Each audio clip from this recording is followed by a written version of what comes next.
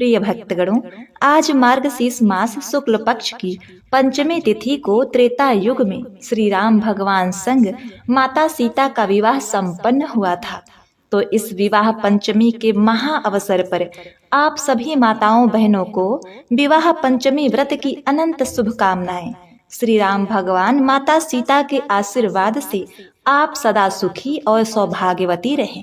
आज के दिन भक्तजन बड़ी ही धूमधाम से श्री राम भगवान और सीता जी का विवाह संपन्न कराते हैं एवं व्रत रख के सुखी वैवाहिक जीवन का आशीर्वाद श्री राम जी से प्राप्त करते हैं। इस दिन पुराणों में विवाह पंचमी व्रत कथा को श्रवण करने का बड़ा भारी महत्व बताया गया है कि जो मनुष्य सुखी वैवाहिक जीवन या अखंड सौभाग्यवती रहने तथा परिवार में सुख शांति समृद्धि की इच्छा से विवाह पंचमी कथा को पूर्ण श्रद्धा भाव से पढ़ते या सुनते हैं तो उनकी सभी मनोरथ पूर्ण होते हैं। जीवन में प्रेम सामंजस्य और सद्भाव बना रहता है। प्रेम पूर्वक जयकारा लगाते हुए कथा का रसपान करते हैं। सियावर रामचंद्र भगवान की जय। पार्वती पते हर हर महादेव। कथा का आरंभ श्री राम जन्म से होता है। एक बार नारद ऋषि लंका के राजा रावण से मिलने गए। उस समय रावण ने गर्व से अपने सामर्थ्य का वर्णन किया, परंतु नारद जी ने उसे सावधान किया था कि सूर्यवंश के राजा दशरथ एवं रानी कौशल्या के पुत्र श्री रामचंद्र जी के हाथों ही तुम्हारी मृत्यु होगी। इस भविष्यवाणी की सत्यता की जांच करने के लिए रावण भगवान ब्रह्मदेव जी के पास गया। ब्रह्मा जी ने कहा, यह सत्य है।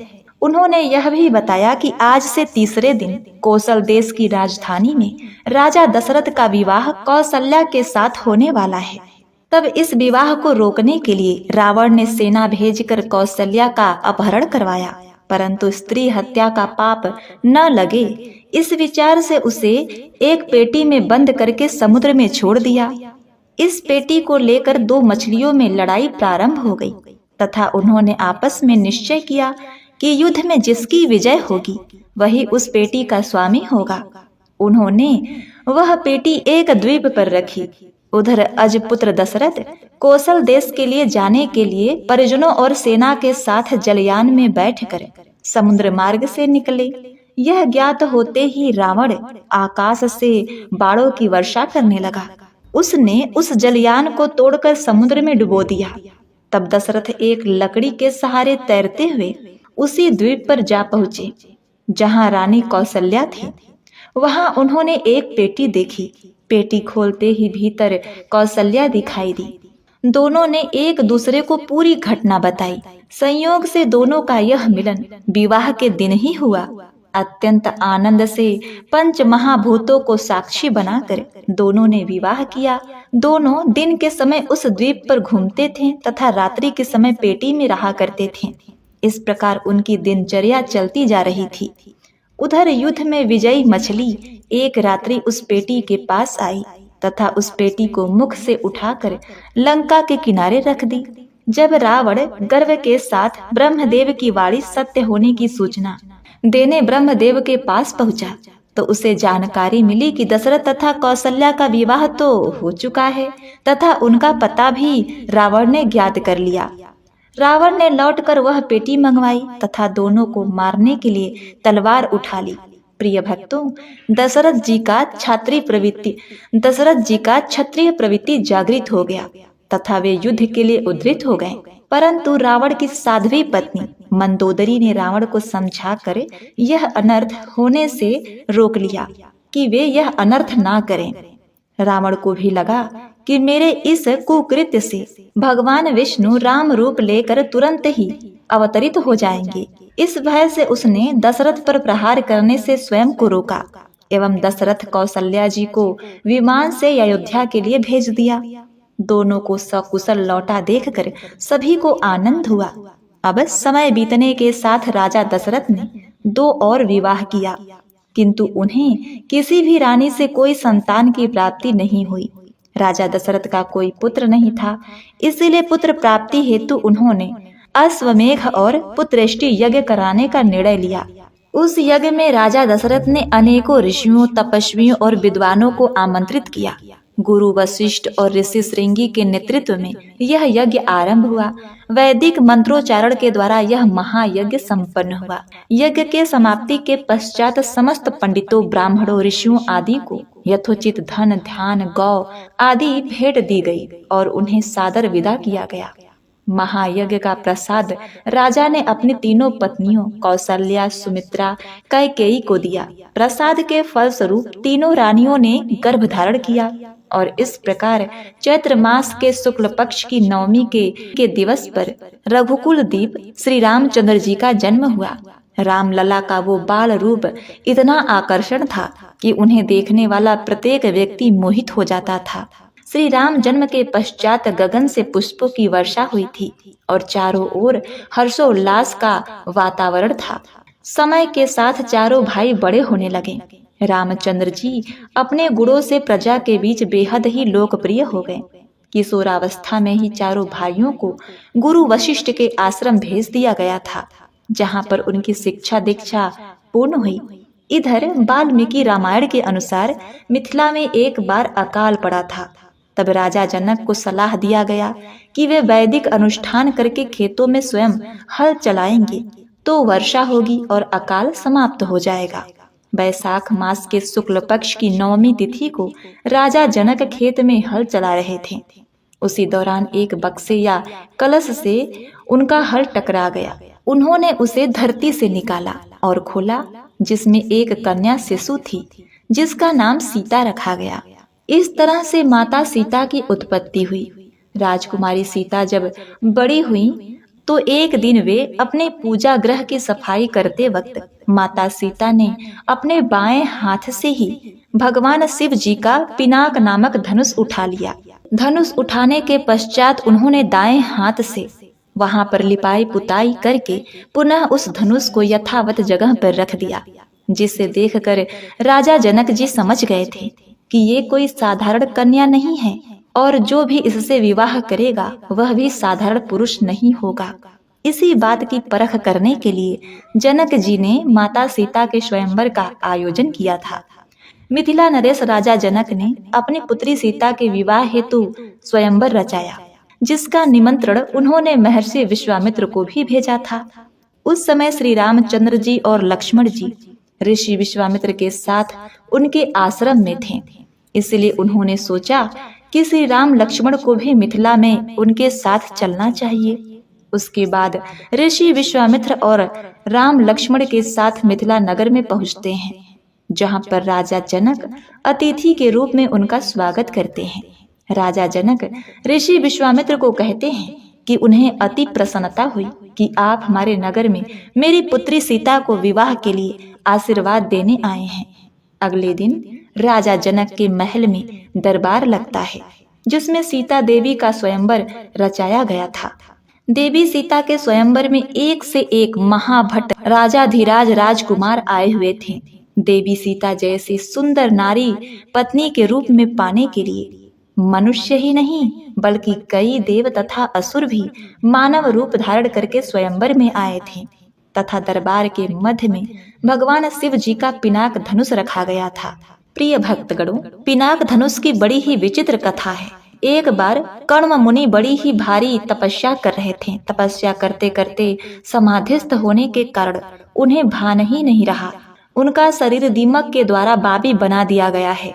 उस मिट्टी के ढेर पर ही एक सुंदर बांस उग गया।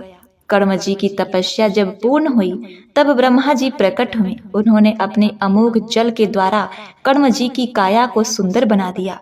ब्रह्मा जी ने उन्हें अनेक वरदान प्रदान किए।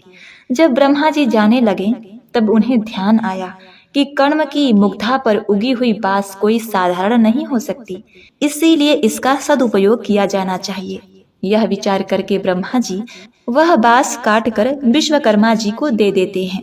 विश्वकर्मा जी ने उससे 2 दिव्य धनुष बनाए, जिसमें एक जिसका नाम सारंग था उन्होंने भगवान विष्णु को दिया और एक जिसका नाम पिनाक था जिसे शिव जी को समर्पित किया गया। पिनाक धनुष धारण करने के कारण ही शिव जी को पिनाकी कहा जाता है।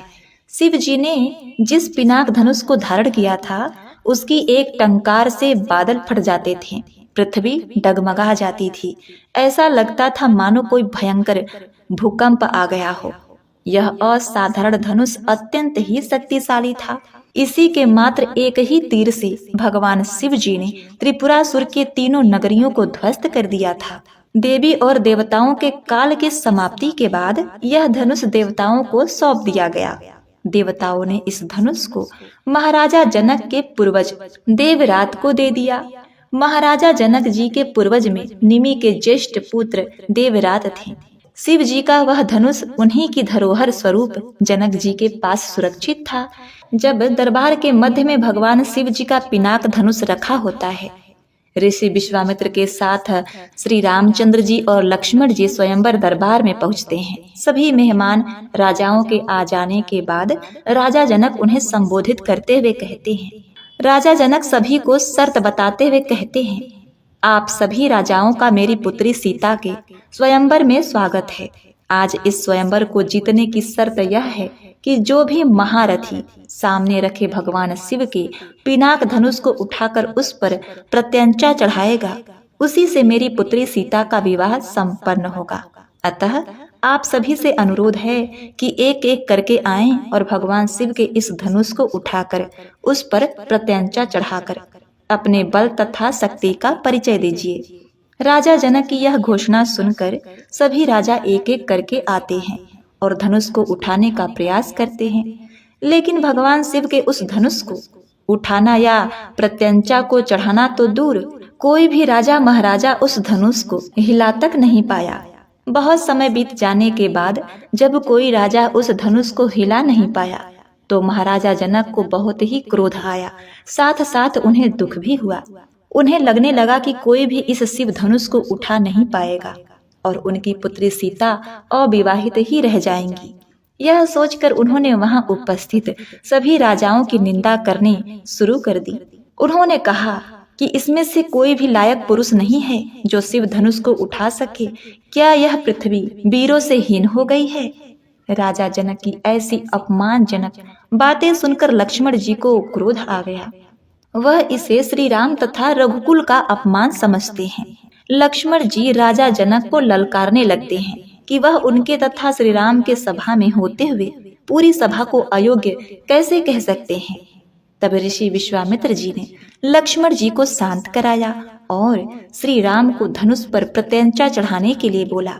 प्रिय भक्तों, श्री राम जी विनम्र भाव से ऋषि विश्वामित्र जी को प्रणाम करके शिव धनुष की तरफ बढ़ते हैं तो वहां पर उपस्थित राजा उनका उपहास करने लगते हैं, क्योंकि कहा जाता है कि उस समय भगवान श्री राम जी की आयु लगभग 16 से 17 वर्ष की थी। इसीलिए वहां उपस्थित सभी राजा उन्हें कहने लगे, लो अब चिड़िया पहाड़ उड़ाने को चली है, बोलकर उनका उपहास उड़ा रहे थे। लेकिन भगवान विष्णु के अवतार श्री रामचंद्र जी हर्ष भाव से शिव धनुष को प्रणाम करते हैं और केवल अपने एक ही हाथ से शिव धनुष को उठा लेते हैं, जिसे देखकर वहां उपस्थित सभी राजा हैरान रह जाते हैं। तभी श्री रामचंद्र जी ने धनुष पर प्रत्यंचा चढ़ाकर उसकी डोरी को खींचते हैं, जिससे वह शिव धनुष टूट जाता है और स्वयंवर की शर्त के अनुसार देवी सीता और श्री रामचंद्र जी का विवाह हो जाता है। माता सीता श्री राम भगवान को वरमाला पहना देती हैं, श्री राम जी को अपने पति के रूप में स्वीकार करती हैं। यह देखकर राजा जनक तथा उनके परिवार जन की खुशी की कोई सीमा ही नहीं रही। तब राजा जनक ऋषि विश्वामित्र को बधाई देते हुए उनका अभिनंदन करते हैं तथा श्री राम और देवी सीता के विवाह के आगे के कार्यक्रम के बारे में पूछते हैं।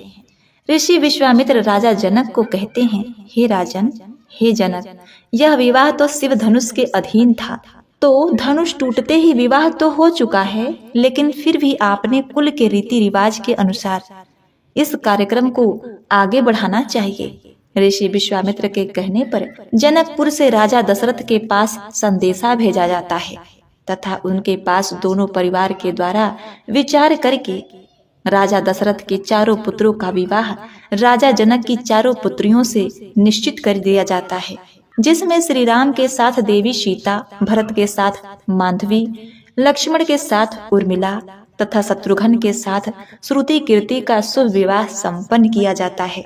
राजा दशरथ अपने पुत्र वधुओं को लेकर अपने नगर को आते हैं और नगर में बड़े ही हर्षोल्लास के साथ उनका स्वागत किया जाता है। नगर में ऐसे भव्य त्योहार मनाया जाता है। अयोध्या वासियों ने अपने प्रभु के विवाह के उपलक्ष्य में खूब धूमधाम से उनका स्वागत किया और यह त्योहार मनाया। तो प्रिय भक्तगणों, विवाह पंचमी का पर्व भगवान राम और सीता के आदर्श और शाश्वत प्रेम का प्रतीक है। यह पर्व हमें यह सिखाता है कि प्रेम और संबंधों में त्याग, समर्पण और कर्तव्य की भावना होनी चाहिए। विवाह पंचमी न केवल धार्मिक दृष्टि से महत्वपूर्ण है, बल्कि यह हमारी संस्कृति, धरोहर और पारंपरिक मूल्यों का उत्सव भी है। सियावर रामचंद्र भगवान की जय। ओम नमः पार्वती पते हर हर महादेव। जय श्री राम। प्रिय भक्तगणों, विवाह पंचमी के इस शुभ अवसर पर अब आइए श्रवण करते हैं सीता माता के नित नेम की कथा। इस कथा को श्रवण करने से दाम्पत्य जीवन सुखमय रहता है और घर परिवार में सुख समृद्धि की वृद्धि होती है तथा घर में धन धान के भंडारे भरते हैं। तो आइए बड़े ही प्रसन्न चित्त मन से इस कथा को पूरे अंत तक श्रवण करते हैं। धन के भंडारे भरने वाली सीता माता की नित नेम की कथा। यह कहानी सीता माता कहती थी और श्री राम भगवान इसे सुना करते थे। एक दिन श्री राम भगवान को किसी काम के लिए बाहर जाना पड़ गया तो सीता माता कहने लगी कि भगवान, मेरा तो 12 वर्ष का नित्य नियम है, अब आप बाहर जाएंगे तो मैं अपनी कहानी किसे सुनाऊंगी। श्री राम भगवान ने कहा कि तुम कुएं की पाल पर जाकर बैठ जाना और वहां जो औरतें पानी भरने आएंगी उन्हें अपनी कहानी सुना देना। सीता माता कुएं के पाल पर जाकर बैठ जाती हैं। एक स्त्री आई, उसने रेशम की जरी की साड़ी पहन रखी थी और सोने का घड़ा ले रखा था। सीता माता उसे देखकर कहती हैं, बहन, मेरा 12 वर्ष का नित नेम सुन लो। पर वह स्त्री बोली कि मैं तुम्हारा नित नेम सुनूंगी तो मुझे घर जाने में देर हो जाएगी और मेरी सास मुझसे लड़ेगी। उसने कहानी नहीं सुनी और चली गई। उसकी रेशम जरी की साड़ी फट गई, सोने का घड़ा मिट्टी के घड़े में बदल गया। सास ने देखा तो पूछा कि ये किसका दोष अपने सिर पर लेकर आई है। बहू ने कहा, सासू माँ, कुएं पर एक औरत बैठी थी, उसने कहानी सुनने के लिए कहा लेकिन मैंने सुनी नहीं, जिसका यह फल मिला। बहू की बात सुनकर अगले दिन वह साड़ी और घड़ा लेकर सास कुएं के पाल पर गई। सास को वही माता सीता बैठी मिली। माता सीता ने कहा कि बहन, मेरी कहानी सुन लीजिए। सास बोली कि एक बार छोड़ो, मैं तो 4 बार कहानी सुनूंगी। तो सीता माता ने कहा, राम आए लक्ष्मण आए, देश के पुजारी आए, नित नियम का नेम लाए, आओ राम बैठो राम, तपी रसोई जीमो राम, माखन मिश्री खाओ राम, दूध बतासा पियो राम, सूत के पालना मोठो राम, साल दुसाला पोठो राम, साल दुसाला ओढ़ो राम, जब बोलू जब राम ही राम, राम सवारे सबके काम, खाली घर भंडार भरेंगे, सबका बेड़ा पार करेंगे। श्री राम भगवान की जय। जय श्री राम। सास बोली कि बहन, कहानी तो बहुत अच्छी लगी। कहानी सुनकर सास घर चली गई और उसकी साड़ी फिर से रेशम जरी की बन गई। मिट्टी का घड़ा फिर से सोने के घड़े में बदल गया। बहू कहने लगी, सासू माँ, आपने ये सब कैसे किया? सास ने कहा, बहू, तू दोष लगा के आई थी और मैं अब दोष उतार कर आ रही हूँ। बहू ने फिर पूछा, वह कुएं वाली स्त्री कौन है? सास बोली कि वे सीता माता थी। वे पुराने से नया कर देती हैं, खाली घर में भंडार भर देती हैं। वह लक्ष्मी जी का वास घर में कर देती हैं। आदमी की जो भी इच्छा हो उसे पूरा कर देती हैं। बहू बोली, सासू माँ, ऐसी कहानी मुझे भी सुना दो। सास बोली, ठीक है, तुम भी सुनो। और सास ने कहानी शुरू की।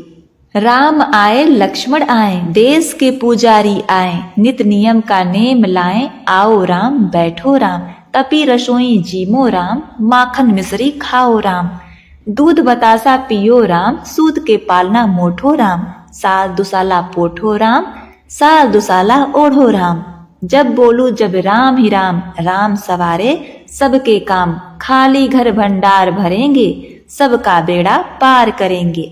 जय श्री राम, जय श्री राम, जय जय राम। कहानी सुनकर बहू बोली, कहानी तो बहुत अच्छी है सासू माँ। सास ने कहा, ठीक है, इस कहानी को हम रोज कहा करेंगे। अब सास बहू रोज सवेरे उठती, नहाती धोती, पूजा पाठ करती, उसके बाद नित नियम की सीता जी की कहानी कहती। एक दिन उनके यहाँ एक पड़ोसन की औरत आई और बोली, बहन जरा सी आँच देना तो। वह बोली, आज तो अभी हमने जलाई ही नहीं। पड़ोसन ने कहा, तुम सुबह सुबह 4 बजे उठकर क्या कर रही हो फिर? उन्होंने कहा कि सुबह उठकर हम पूजा करते हैं, फिर सीता माता की नित नियम की कहानी सुनते हैं। पड़ोसन ने उनकी बात सुनकर फिर कहा, सीता माता की कहानी, इसके कहने से तुम्हें क्या मिलता है? वे बोली कि इस कहानी को कहने से घर में भंडार भरते हैं, सारे काम सिद्ध हो जाते हैं, मन की इच्छा पूरी होती है। पड़ोसन कहती है, बहन ऐसी कहानी तो मुझे भी सुना दो। वह बोली, ठीक है, तुम भी कहानी सुन लो। फिर सास ने कहा, राम आए लक्ष्मण आए, देश के पुजारी आए, नित नियम का नेम लाए, आओ राम बैठो राम, तपी रसोई जीमो राम, माखन मिश्री खाओ राम, दूध बतासा पियो राम, सूद के पालना मोठो राम, साल दुसाला पोठो राम, साल दुसाला ओढ़ो राम, जब बोलूं जब राम ही राम, राम सवारे सबके काम, खाली घर भंडार भरेंगे, सबका बेड़ा पार करेंगे। जय श्री राम, जय श्री राम। सारी कहानी सुनने के बाद पड़ोसन कहने लगी, बहन कहानी तो बहुत ही अच्छी लगी। अब वह पड़ोसन भी नित नियम सीता माता की कहानी सुनने लगी। कहानी कहने से सीता माता ने पड़ोसन के भी भंडार भर दिए। अब तो पूरे मोहल्ले में नित नियम की कथा चली, हर किसी की मनोकामना पूरी होने लगी। हे सीता माता, जैसे आपने उनके भंडारे भरे, वैसे ही आप हमारे भी भंडारे भरना, कहानी को सुनाने वाले के और कहानी को सुनने वाले के भी। सीता मैया की जय हो। ओम नमः शिवाय। जय माता दी। धीरज धर्म मित्र अरुनारी, आपद काल परखहि अहिचारी, वृद्ध रोग वश जड़ धन हीना, अंध वधीर क्रोधी अति दीना। प्रिय भक्तगणों, इस चौपाई में माता अनुसुईया कहती हैं कि धैर्य धर्म मित्र और नारी यानी कि पत्नी की परख आपत्ति के समय ही होती है। इसीलिए पत्नी को अपने जीवन साथी का हर कदम पर साथ देना चाहिए। अगर किसी स्त्री का पति वृद्ध, रोगी, मूर्ख, निर्धन, अंधा, बहरा, क्रोधी और गरीब भी है तो उसे अपने पति का पूरा सम्मान करना चाहिए। निस्वार्थ भाव से अपने जीवन साथी से प्रेम करना चाहिए और समर्पण का भाव रखना चाहिए। यही सुखी वैवाहिक जीवन का मूल मंत्र है। माता भगवती की कृपा आप सभी सुहागिन बहनों माताओं पर बनी रहे। आप सदा सौभाग्यवती रहें। एक बार देवी लक्ष्मी, पार्वती और सरस्वती जी को अपने पतिव्रता धर्म पर बड़ा ही अभिमान हो गया। जब भगवान ने देखा कि इन तीनों देवियों को बड़ा ही अहंकार हो गया है तो उन्होंने उनके अहंकार को तोड़ने के लिए देवर्षि नारद के मन में एक विचार डाल दिया। नारद जी भगवान की इच्छा से ही चलने वाले ठहरे। उन्हें नित्य कोई न कोई भगवान का कार्य चाहिए। अब भगवान ने नारद जी के मन में इन तीनों देवियों के अहंकार को तोड़ने का विचार डाल दिया। फिर क्या, नारद जी अपने काम पर लग गए। सबसे पहले वे देवी लक्ष्मी जी के पास गए और नारायण नारायण का जाप करने लगे। देवर्षि नारद को आया हुआ देखकर देवी लक्ष्मी जी का मुखमंडल खिल उठा और वे प्रसन्नता के साथ नारद जी से बोलने लगी, पधारिए नारद जी, बैकुंठ में आपका स्वागत है। आज बड़े दिनों के बाद बैकुंठ में आना हुआ। फिर नारद जी देवी लक्ष्मी को प्रणाम करते हुए कहने लगे, हे माता, हमारा क्या ठिकाना है। हम तो प्रभु की इच्छा से ही इधर उधर घूमते रहते हैं। हमारा शरीर हमारे वश में कहाँ है। यह तो प्रभु की ही माया है। जिधर उन्होंने इशारा किया उधर ही चल दिए। नारद जी के ऐसे वचन सुनकर देवी लक्ष्मी हंस पड़ी और हंसते हुए नारद जी से कहने लगी, हे देवर्षि, आप कहाँ से आ रहे हैं और आज क्या समाचार लेकर आए हैं? नारद जी बोलने लगे, हे माते, अब मैं आपको क्या बताऊं? बोलने में थोड़ा संकोच हो रहा है। यदि आज्ञा हो तो बताने की चेष्टा करता हूँ। आज मैं घूमते घूमते चित्रकूट की ओर चला गया। वहां पर मैं महर्षि अत्रि के आश्रम पर गया। वहां पर उनकी पत्नी अनुसुईया के दर्शन करके मैं धन्य हो गया। आज इस संसार में माता अनुसुईया के समान पतिव्रता दूसरी कोई नारी नहीं है। उन्होंने अपने तप के प्रभाव से गंगा की एक धारा प्रकट की थी, जो आज मंदाकिनी के नाम से प्रसिद्ध है। मैं 14 भुवनों में घूम आया हूँ, लेकिन उनके समान पतिव्रता स्त्री मुझे कहीं पर नहीं दिखी। नारद जी की ऐसी बात सुनकर देवी लक्ष्मी को बड़ा बुरा लगा। वे सोचने लगी कि यह मेरे घर की होकर भी मेरे सामने ऐसी बातें कर रहे हैं, यह तो मेरा अपमान कर रहे हैं। फिर माता लक्ष्मी ने सोचा, इसने मुझे छोड़कर कहा होगा, इससे पूछकर देखती हूँ। देवी लक्ष्मी नारद जी से पूछने लगी, हे देवर्षि, आपने अनुसुईया के पतिव्रता धर्म की बड़ी प्रशंसा की है। उसका नाम तो मैंने भी सुना है, लेकिन मुझे यह बताओ, क्या वे मुझसे भी बढ़कर हैं? नारद जी को तो देवी लक्ष्मी के मन को फेरना ही था। वे कहने लगे, हे माता, अगर आप बुरा ना माने तो इसका उत्तर दूं? माते, झूठ कहूं या सच? लक्ष्मी जी बोली, अरे झूठ का क्या काम, जो भी है सच सच बताओ। तुम निर्भय होकर कहो, जो भी कहना चाहते हो, इसमें बुरा मानने वाली कोई बात नहीं। तब नारद जी दृढ़ता से कहने लगे, माते, सच बात तो यह है कि आप देवी अनुसुईया के पासंग के बराबर भी नहीं हैं। इतना सुनते ही देवी लक्ष्मी का मुख फक्क से सफेद पड़ गया। उन्हें नारद जी से ऐसे उत्तर की आशा नहीं थी। उनके मन में देवी अनुसुईया के प्रति जलन का भाव निर्मित हो गया और उन्होंने मन ही मन देवी अनुसुईया को नीचा दिखाने का निश्चय कर लिया। देवी लक्ष्मी नारद जी से बोली, अच्छा नारद जी, अनुसुईया मेरे पासंग है या मैं उसके पासंग के समान हूँ, यह तो समय ही बताएगा। नारद जी को तो कलह का बीज बोना था, सो वह तो उन्होंने कर दिया। देवी लक्ष्मी के मन में अनुसुईया के प्रति जलन का भाव उत्पन्न हो गया। आगे देवी लक्ष्मी कुछ कहती, उससे पहले ही नारद जी कैलाश की ओर निकल पड़े। इधर देवी लक्ष्मी जी मुंह फुलाकर बैठ गईं। जब भगवान विष्णु उस स्थान पर आए और उन्होंने लक्ष्मी जी को रूठ कर बैठा हुआ देखा, तो वे कहने लगे, हे प्रिय, क्या हुआ? आज मुंह फुलाकर क्यों बैठी हो? अपने दुख का कारण बताओ। देवी लक्ष्मी कहने लगी, देखिए जी, बहुत दिनों तक मैंने आपके चरण दबाए हैं। मैंने आज तक आपकी हाँ में हाँ मिलाई है। एक पतिव्रता स्त्री के समान मैंने सब कुछ किया, आपसे कभी कोई चीज नहीं मांगी है। लेकिन आज आपको मेरी एक बात माननी पड़ेगी। आज मुझे आपका प्रेम देखना है।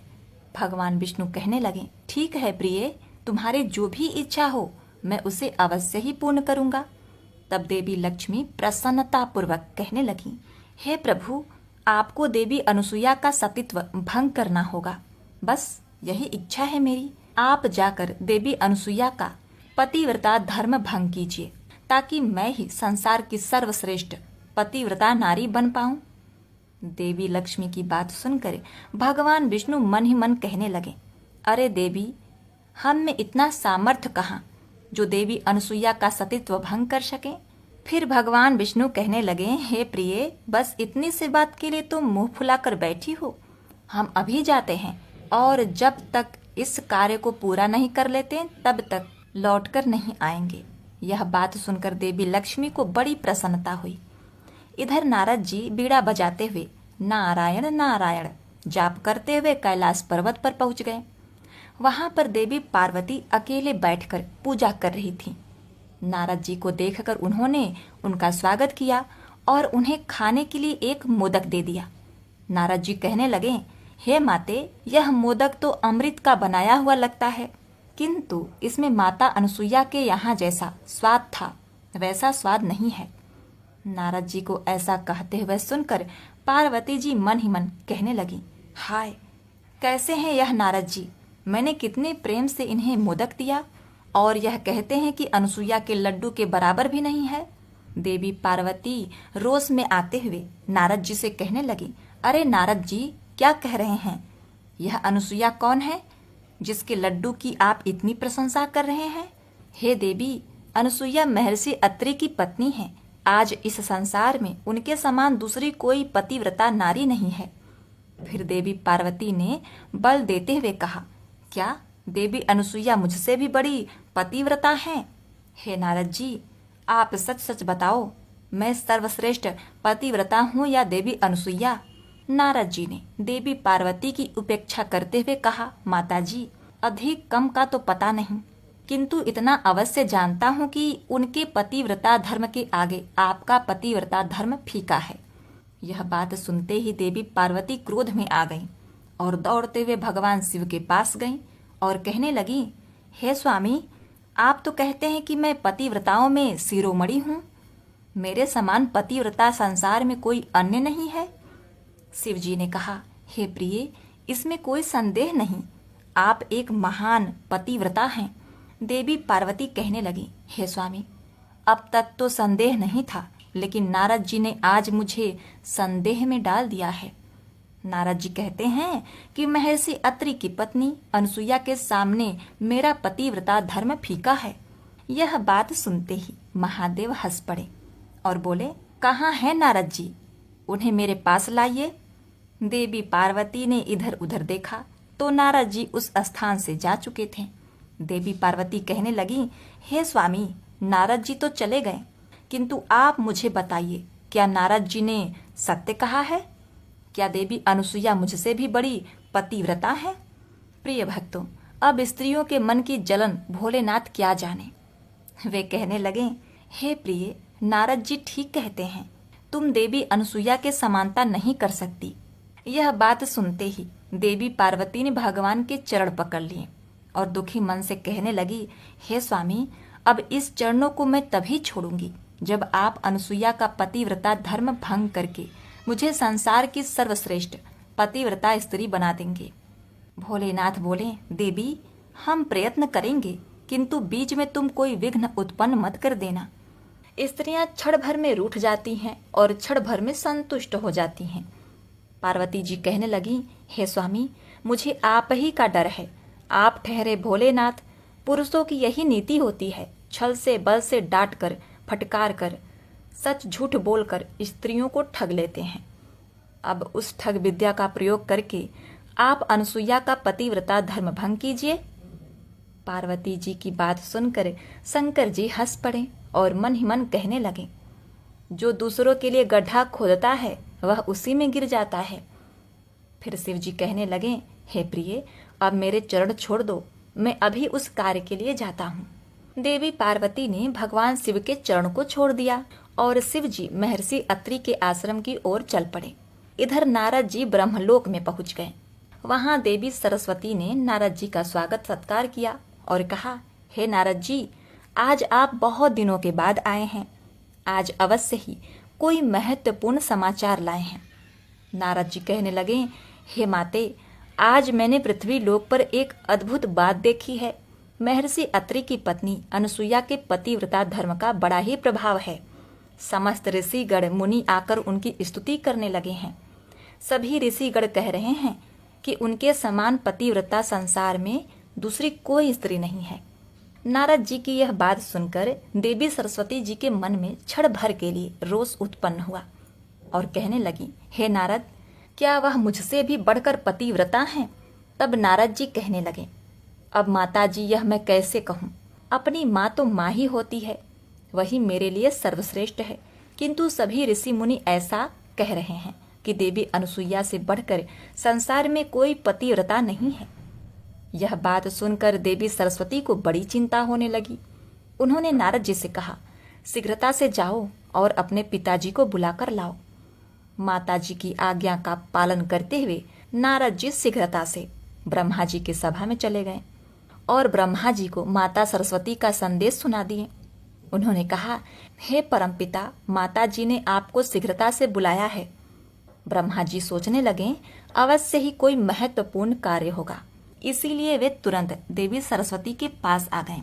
ब्रह्मा जी के आते ही देवी सरस्वती ने उनसे पूछा, हे स्वामी, आजकल इस संसार में सबसे अधिक पतिव्रता कौन है? ब्रह्मा जी ने विस्मय के साथ पूछा, हे देवी, अभी इस समय पर इस प्रश्न को पूछने का क्या कारण है? देवी सरस्वती ने हट करते हुए पूछा, कारण कुछ नहीं है, पहले आप मुझे मेरे प्रश्न का उत्तर दीजिए। ब्रह्मा जी प्रेम के स्वर में कहने लगे, हे प्रिय, तुमसे बढ़कर संसार में दूसरी कौन सी पतिव्रता हो सकती है? तुम ही सबसे महान पतिव्रता हो। फिर देवी सरस्वती कहने लगी, महाराज, आप ऐसी चाटुकर्ता वाली बातें ना कीजिए, सच सच बताइए। मैंने तो सुना है महर्षि अत्रि की पत्नी अनुसुईया को सभी ऋषिगण संसार की सबसे बड़ी पतिव्रता कह रहे हैं। यह सुनकर ब्रह्मा जी को चिंता हुई। देवी सरस्वती की बात को टालने के लिए ब्रह्मा जी कहने लगे, हे प्रिय, यह बात तुमसे किसने कही? फिर देवी सरस्वती इधर उधर देखने लगी तो नारद जी वहां से जा चुके थे। प्रिय भक्तों, माता पिता के वार्ता को पुत्र को कभी नहीं सुननी चाहिए, इसलिए वे चुपचाप वहां से निकल गए। नारद जी को ना देखकर देवी सरस्वती ब्रह्मा जी से कहने लगी, हे स्वामी, मुझसे यह बात चाहे किसी ने भी कही हो, किंतु आप मुझे यह बतलाइए कि यह सत्य है या नहीं। फिर ब्रह्मा जी ने संकोच करते हुए कहा, मान लो यह सत्य ही है, लेकिन तुम्हें इसमें चिंता करने की क्या बात है? देवी अनुसुईया तो तुम्हारी पुत्र वधू ठहरी। देवी सरस्वती रोष में आकर कहने लगी, आप जैसे भी हो, उस अनुसुईया के पतिव्रता धर्म को भंग कीजिए।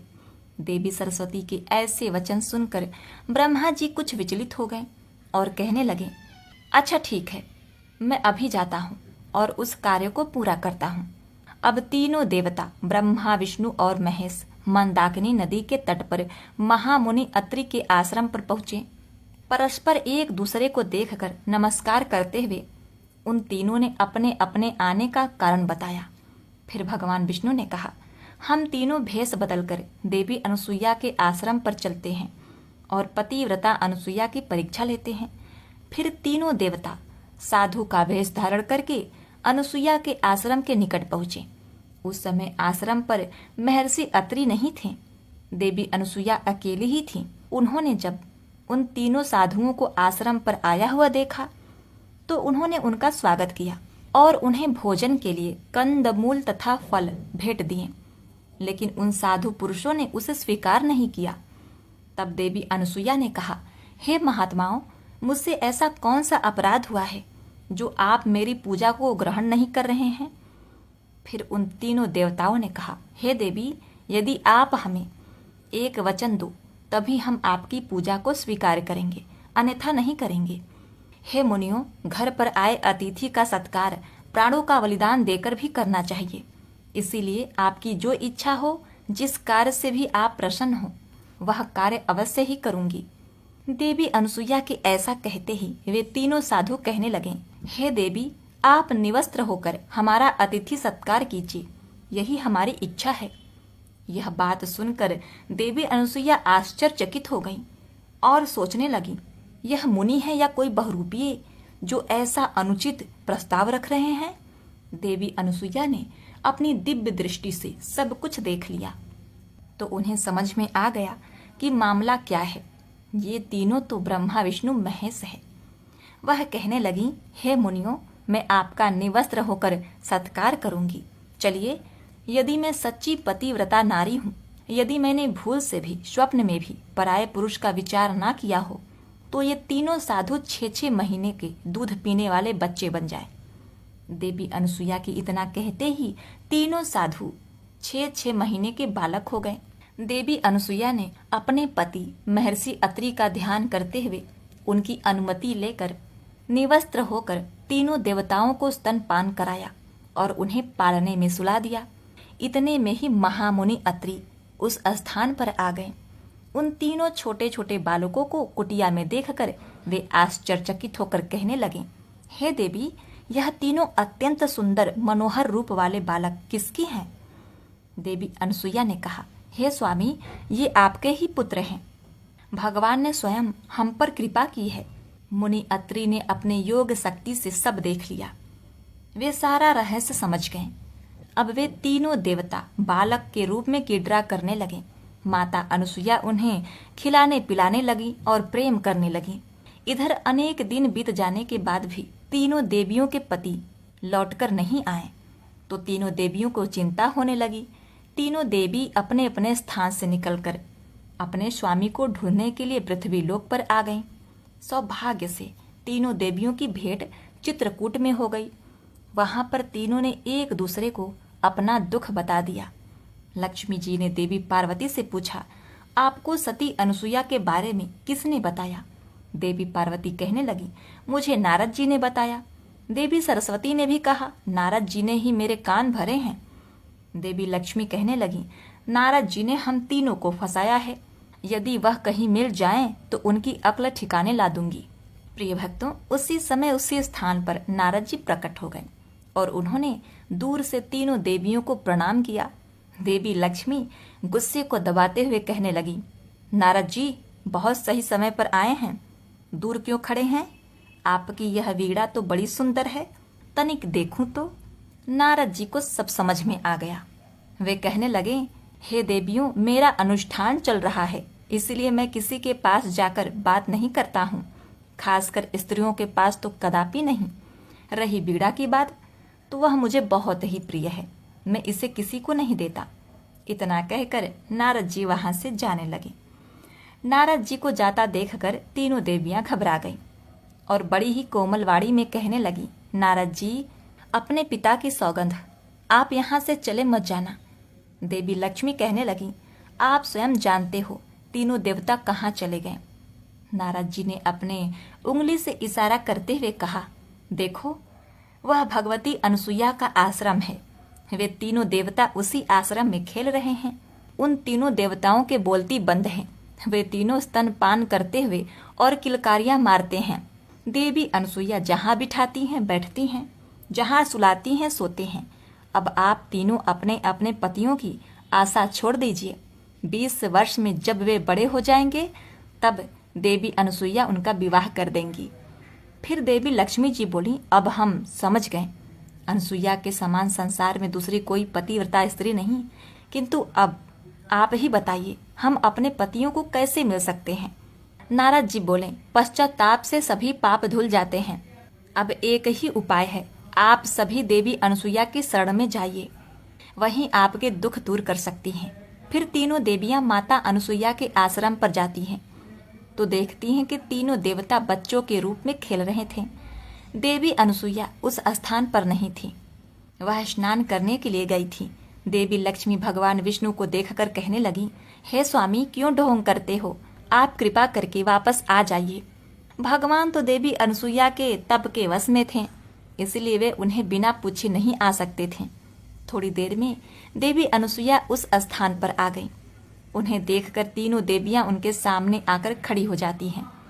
फिर देवी अनसुईया ने उनसे पूछा, हे देवियों, तुम कौन हो और किस कारण से यहाँ आई हो?